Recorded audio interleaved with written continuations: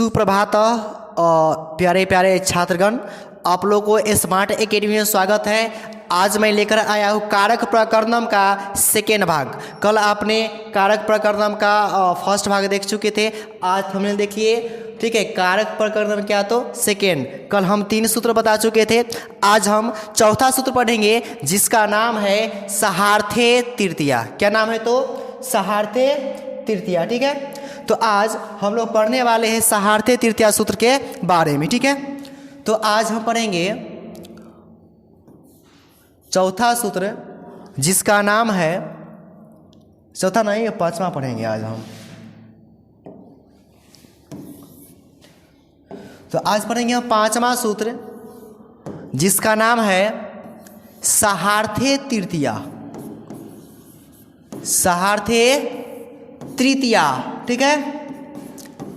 अब देखिए सहार्थे तृतीया, यहाँ पर इसका डिफिनेशन होता है कि सहजोड़ अर्थे, सहजोड़ अर्थे, सह मतलब होता है सात, सह मतलब क्या होता है तो सात, ठीक है। सह मतलब होता है सात और अर्थे मतलब अर्थ में, ठीक है। यानी कि सात के अर्थ में, किसके अर्थ में तो सात के अर्थ में तृतीय विभक्ति लगती है। कौन सी विभक्ति लगती है तो तृतीय विभक्ति लगती है। और इसका डिफिनेशन मैं कह सकता हूं कि साथ वाले व्यक्ति को बताने में, साथ वाले व्यक्ति को बताने में तृतीय विभक्ति का प्रयोग किया जाता है। साथ वाले व्यक्ति को बताने में तृतीय विभक्ति का प्रयोग किया जाता है। जैसे कि देखिएगा, इसका सबसे बेस्ट एग्जाम्पल है, ठीक है। इसका सबसे बेस्ट एग्जाम्पल है कि राम के साथ सीता बन गई, राम के साथ सीता वन गई।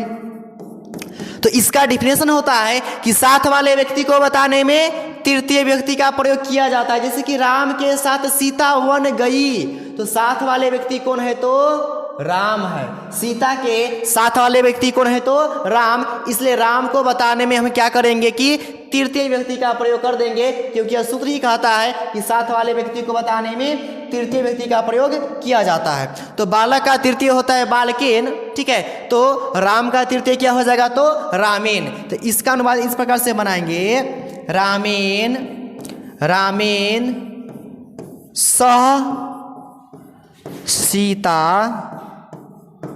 वनम, वनम अगच्छत, क्योंकि यह जो है आपका लंग लकार है, ठीक है। रामेन सह सीता वनम अगच्छत, ठीक है।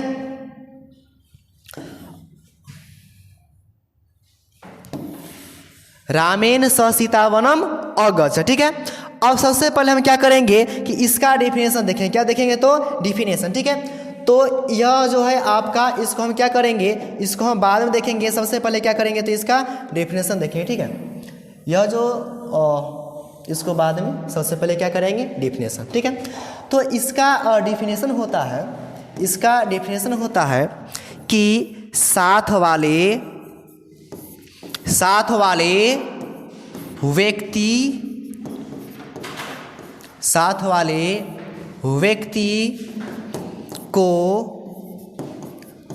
बताने में, बताने में तृतीया, तृतीया विभक्ति लगती है। साथ वाले व्यक्ति को बताने में तृतीया विभक्ति लगती है, ठीक है। साथ वाले व्यक्ति को बताने में तृतीय विभक्ति लगती है। जैसे कि एक एग्जाम्पल देख लीजिए जो आपको ये मैंने बताया था, ठीक है। यह एग्जाम्पल आप क्या कीजिएगा, देखिएगा। जैसे राम के साथ सीता वन गई, राम के साथ सीता वन गई। तो साथ वाले व्यक्ति कौन है तो राम है, इसलिए हम क्या करेंगे कि राम को बताने में हम क्या करेंगे तो तृतीय विभक्ति का प्रयोग कर देंगे। तो इसका संस्कृत हो जाएगा आपका रामेन, रामेन सह सीता वनम अगच्छत्। रामेण सह सीता वनम अगच्छत्। ठीक है, रामेण सह सीता वनम अगच्छत्। ठीक है, एक और अनुवाद आप लोग देखिएगा। ठीक है, दूसरा देखिए,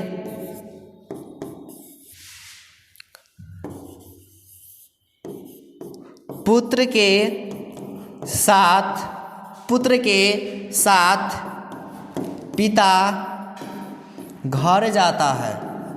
पुत्र के साथ पिता घर जाता है। ठीक है, तो पिता के साथ वाले व्यक्ति कौन है? तो पुत्र है। तो इसको बताने में क्या करेंगे? तो इसको बताने में हम तृतीय व्यक्ति का प्रयोग कर देंगे, क्योंकि इसका डिफिनेशन ही होता है कि साथ वाले व्यक्ति को बताने में तृतीय व्यक्ति का प्रयोग किया जाता है। तो इसमें हम क्या लिखेंगे? पुत्र के साथ पिता घर जाता है। तो साथ वाले व्यक्ति कौन हो गए? तो साथ वाले व्यक्ति हो गया आपका पुत्र। तो यहाँ पे बालक का तृतीय बालकेन, तो पुत्र का तृतीय क्या हो जाएगा? तो पुत्रेन। पुत्रेन सह पिता और गृहम गच्छति। ठीक है, अब हम देखते हैं पांचवा सूत्र। कौन सा सूत्र? तो पांचवा। ठीक है, यह चार आपने देख लिया, सहार्थे तृतीया। और पांचवा सूत्र है आपका, पांचवा है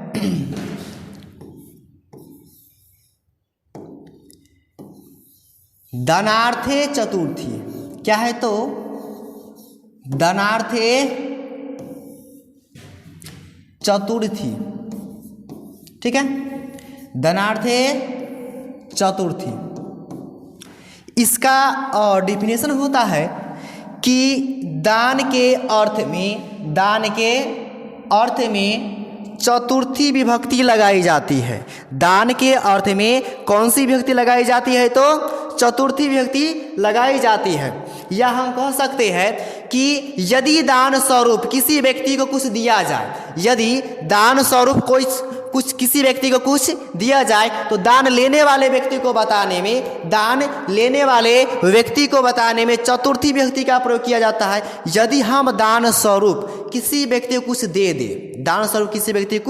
दे दे, तो जो व्यक्ति दान लेगा उसी व्यक्ति को बताने में चतुर्थी विभक्ति का प्रयोग किया जाएगा। ठीक है, तो इसका जो डिफिनेशन होता है, आप संस्कृत शास्त्र बुक में देखते होंगे, दान के अर्थ में चतुर्थी विभक्ति लगती है, क्योंकि यहाँ इसका जब हम संधि विच्छेद करेंगे तो इसका हम लिखेंगे दान। क्या लिखेंगे? दान जोड़ अर्थे। दान जोड़ अर्थे। आपका हो गया नौ से आया अ। ठीक है, और यहाँ से क्या आ गया? तो अ, और अ के में से बनता है आ की मात्रा इस प्रकार से होती है आकार।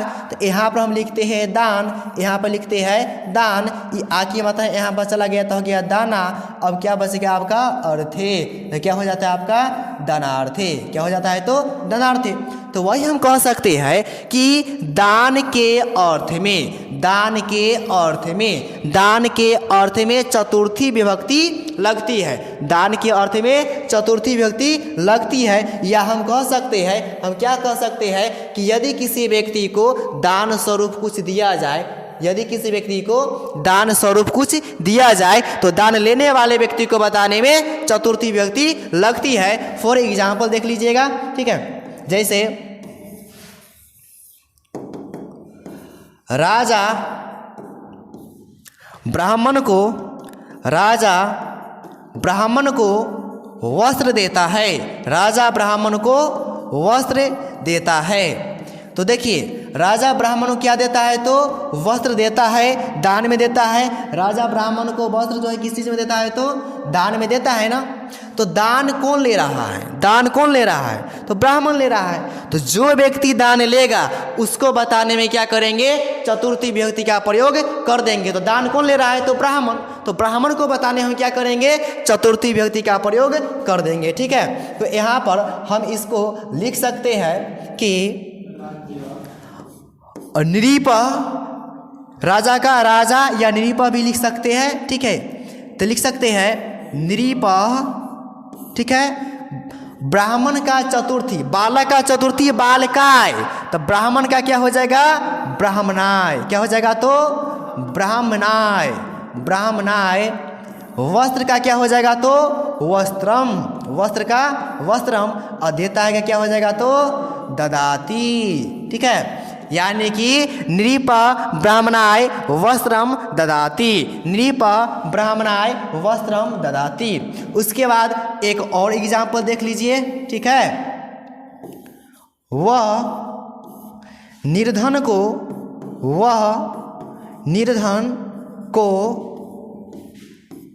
वस्त्र देता है, वह निर्धन को वस्त्र देता है।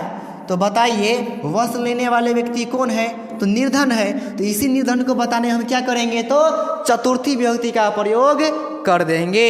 ठीक है, तो यहाँ पर हम क्या करेंगे तो यहाँ पर हम लिखेंगे क्या, वह का संस्कृत सह, क्या तो सह, और निर्धन का क्या लिखेंगे तो निर्धन का चतुर्थी, बालक का चतुर्थी बालकाय, तो निर्धन का क्या हो जाएगा निर्धनाय। ठीक है, और वस्त्र का क्या हो जाएगा तो वस्त्रम, वस्त्र का वस्त्रम, और देता है का क्या हो जाएगा तो ददाति। ठीक है, तो सबसे पहले मैंने एग्जाम्पल के माध्यम से समझा, और मैं क्या करूँगा इसका परिभाषा लिखूंगा फिर बताऊंगा। ठीक है,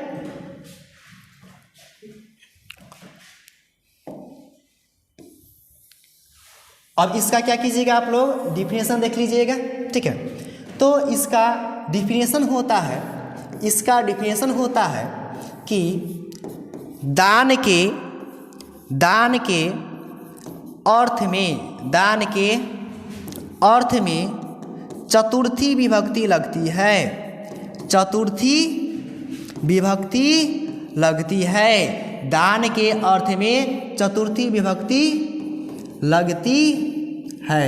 ठीक है, इसका एक और डिफिनेशन हम लिख सकते हैं। ठीक है, क्या लिख सकते हैं कि यदि दान स्वरूप किसी को कुछ दिया जाए, किसी को कुछ दिया जाए तो दान लेने वाले व्यक्ति को बताने में, दान लेने वाले व्यक्ति को बताने में,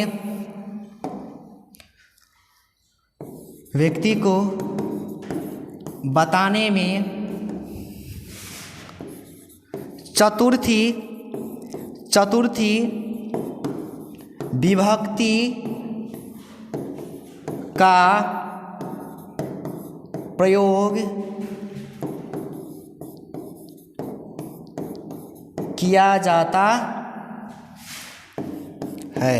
ठीक है, यदि दान स्वरूप किसी व्यक्ति को कुछ दिया जाए तो जो व्यक्ति दान लेगा उसको बताने में हम क्या करेंगे तो चतुर्थी विभक्ति का प्रयोग कर देंगे। ठीक है, जैसे एग्जाम्पल में आप लोग देखिए, जैसे हम लिखते हैं, जैसे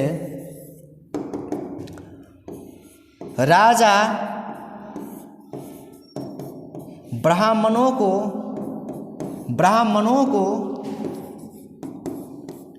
वस्त्र देता है, वस्त्र देता है। देखिए, राजा ब्राह्मणों को वस्त्र देता है। अब यहाँ पे एक ब्राह्मण नहीं है कि बालक का एक वचन में बालकाय होता है, तो यहाँ पे ब्राह्मण का एक वचन में ब्राह्मणाय हो जाएगा।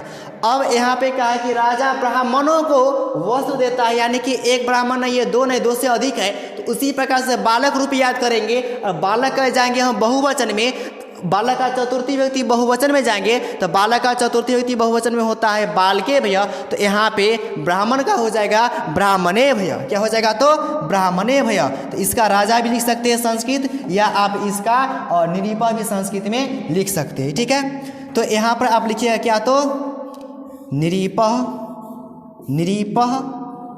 ठीक है, निरीपः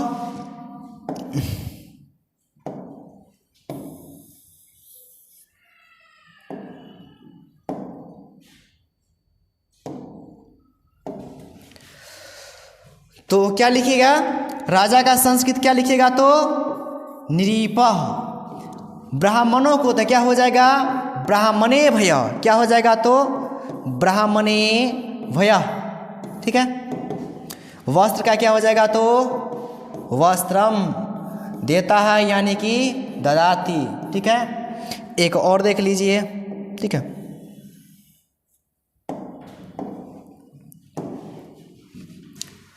यह आपका पहला हो गया। दूसरा देखिए, हाँ बोलते तो है।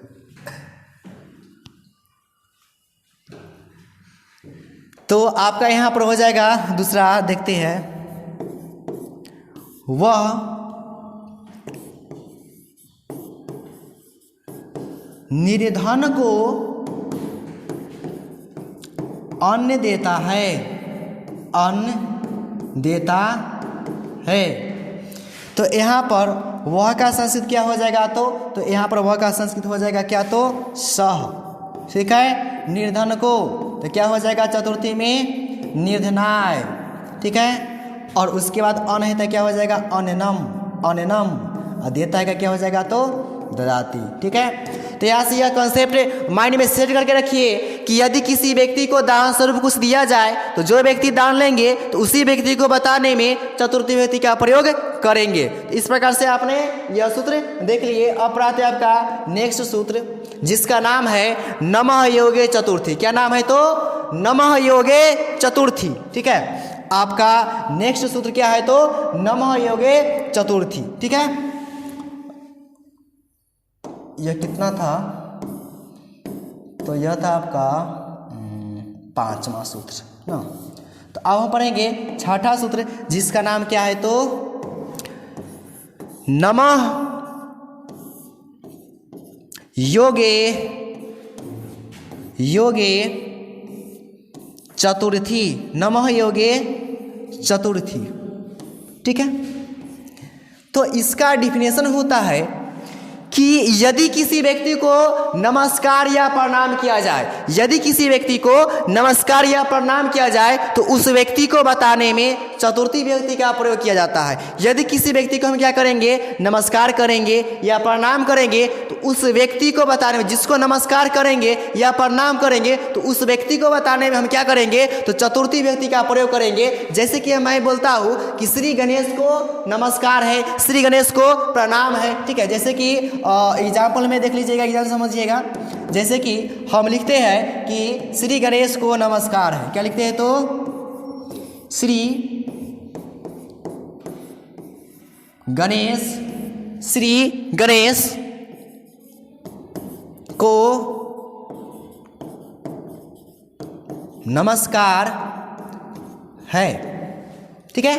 तो क्या लिखे है श्री गणेश को नमस्कार है। तो इसका संस्कृत क्या हो जाएगा तो श्री का श्री हो जाएगा।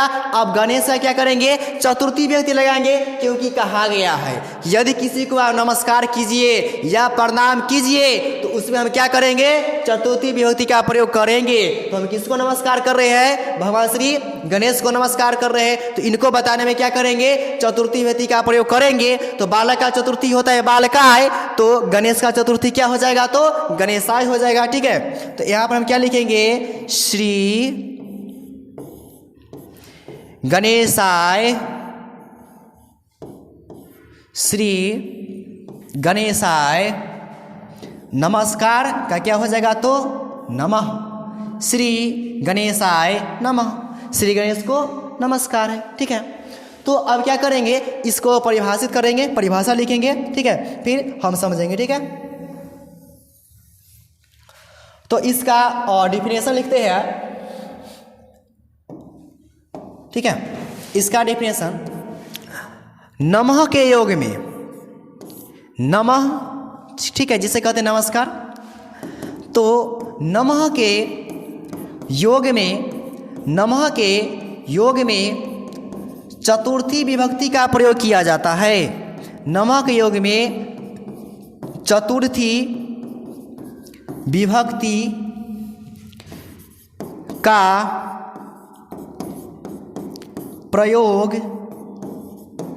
किया जाता है, ठीक है। या एक और इसका डिफिनेशन लिख लीजिए कि यदि किसी को नमस्कार नमस्कार या प्रणाम किया जाए तो उन व्यक्ति को बताने में चतुर्थी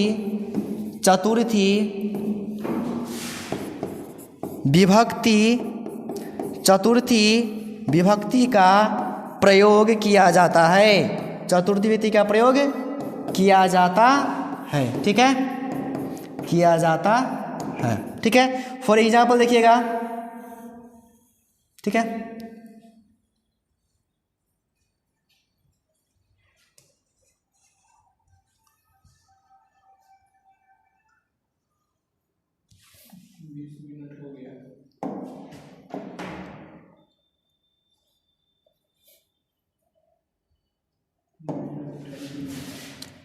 जैसे देखिए आप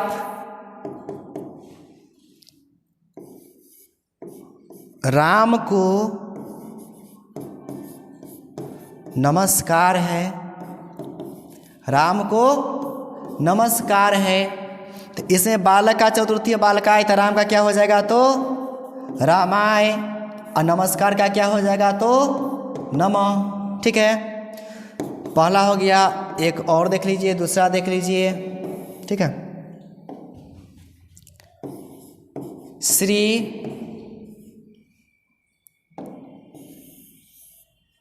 श्री गणेश को प्रणाम है। प्रणाम या नमस्कार का संस्कृत एक ही। ठीक है, तो क्या हो जाएगा यहाँ पे श्री गणेशाय नमः। ठीक है, तो आज के इस वीडियो में इतना ही। अब मिलते हैं नेक्स्ट वीडियो में।